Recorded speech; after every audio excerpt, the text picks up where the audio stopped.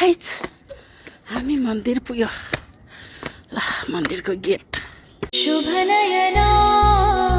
करुणामय गौरी हर श्री वरद विनायक शुभ नयना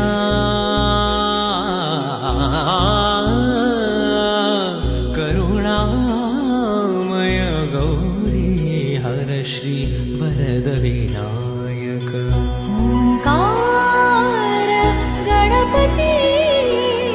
ओंकार गणपती अधिपति सुखपति चंद्रपति गंगापति लीन निरंतर शुभ नयना करुणामय गौरी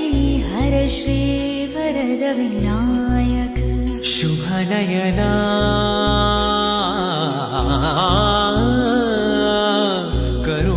करुणामय गौरी हर श्री वरद विनायक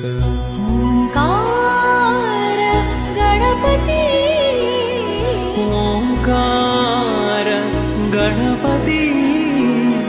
अधिपति सुखपति चंद्रपति गंगापति लीन निरंतर